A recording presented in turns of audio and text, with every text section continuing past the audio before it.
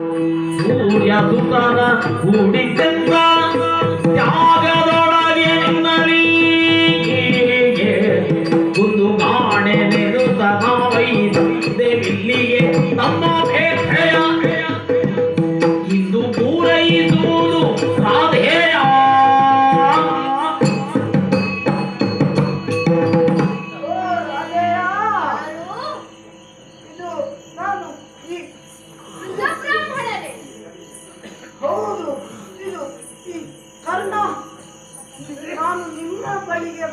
ನನ್ನ ಬಳಿಗೆ ಬಂದಿದೆ ಸ್ವಾಮಿ.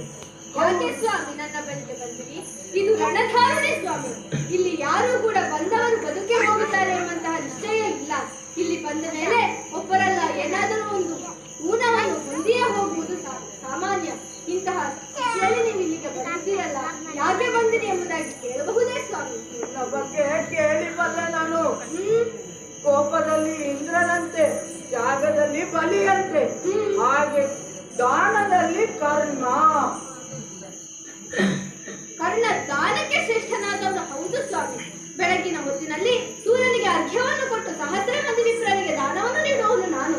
ಅದು ನನ್ನ ಗುಣ ಹೌದು. ಆದರೆ ಈ ಕಾಲದಲ್ಲಿ ನೀವು ಇಲ್ಲಿಗೆ ಬಂದಿರಿ ಅಂತಾದ್ರೆ ದಾನವಾಗಿ ಕೊಡುವುದಕ್ಕೆ ನನ್ನಲ್ಲಿ ಏನಿದೆ ಹೇಳಿ ಸ್ವಾಮಿ? ಬೇರೆ ಕಾಲದಲ್ಲಿ ಏನಾದರೂ ಮಾಡಬಹುದಾಗಿತ್ತು, ಆದರೆ ಇಲ್ಲಿ ಏನನ್ನು ಕೊಡ್ಲಿ ಸ್ವಾಮಿ?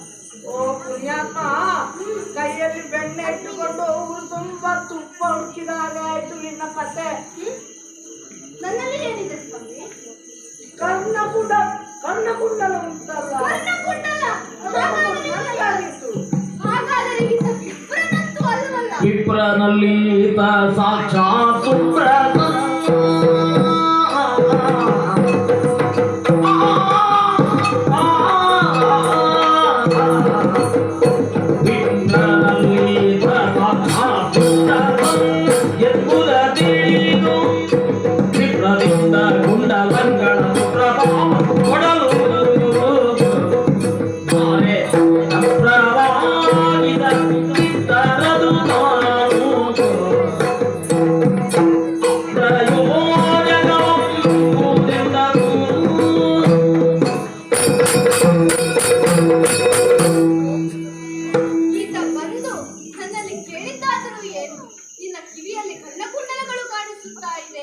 ಎಂಬುದಾಗಿ ಹೇಳಿದ್ರಲ್ಲ. ಈ ಕರ್ಣಕುಂಡಲ ಎಂಬುದು ಏನು ಸಾಮಾನ್ಯವೇ ಅಲ್ಲವಲ್ಲ? ಇದನ್ನು ಕಾಣುವುದಕ್ಕೆ ಶಕ್ತಿ ಇರುವುದು ಯಾರಿಗೆ? ಹೆತ್ತ ತಂದೆಗೆ, ಹೆತ್ತ ತಾಯಿಗೆ, ಇಲ್ಲವಾದರೆ ಆ ಭಗವಂತನಿಗೆ ಮಾತ್ರ. ಹೆತ್ತ ತಂದೆ ಏನಾದರೂ ಬಂದು ನನ್ನಲ್ಲಿ ಕರ್ಣಕುಂಡಲವನ್ನು ಕೇಳುವುದಕ್ಕೆ ಸಾಧ್ಯ ಇದೆಯೋ? ಇಲ್ಲ, ಖಂಡಿತ ಸಾಧ್ಯ ಇಲ್ಲ. ತಾಯಿಗೆ ಬೇಕಾದದ್ದನ್ನೆಲ್ಲ ಕೊಟ್ಟಾಗಿದೆ. ಹಾಗಿರುವಾಗ ಜನ್ಮನ ಬಂದಿರುವಂತಹ ಈ ಕರ್ಣಕುಂಡಲಗಳನ್ನು ಇದುವರೆಗೆ ಗುರುತಿಸುವುದವರು ಯಾರೂ ಇಲ್ಲ.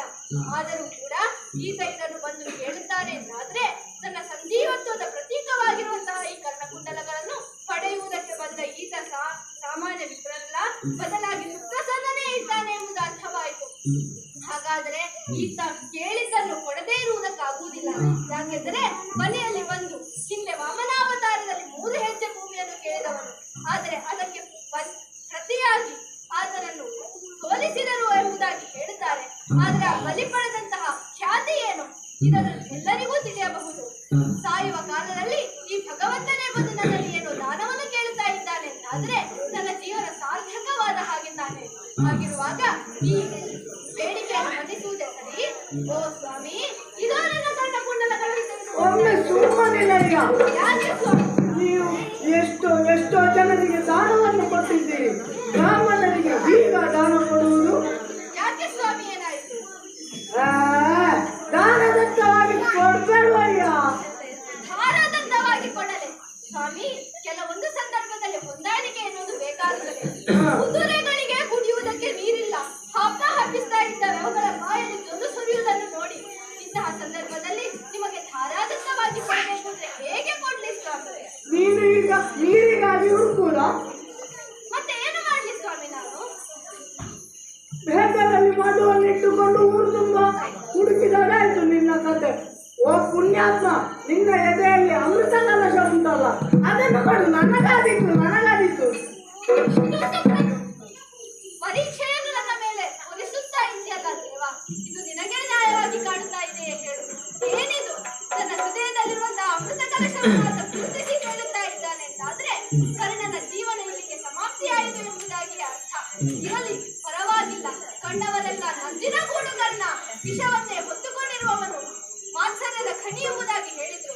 ಆದರೆ ಇಂತಹ ಕರ್ಣನ ಜೀವನದಲ್ಲೂ ಆತನ ಹೃದಯದಲ್ಲಿ ಅಮೃತ ಇದೆ ಎಂಬುದಾಗಿ ಗುರುತಿಸುವುದಕ್ಕೆ ಹೃದಯವಾಸಿಯಾದಂತಹ ಪರಮಾತ್ಮನಿಗಲ್ಲದೆ ಬೇರೆ ಯಾರಿಗೆ ಸಾಧ್ಯ ಇದೆ?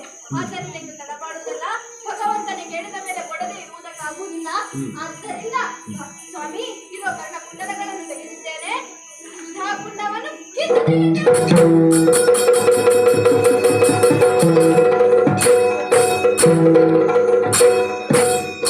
ಸ್ವಾಮಿ, ನೀವು ಕೇಳಿದ್ದನ್ನು ಕೊಟ್ಟಿದ್ದೇನೆ.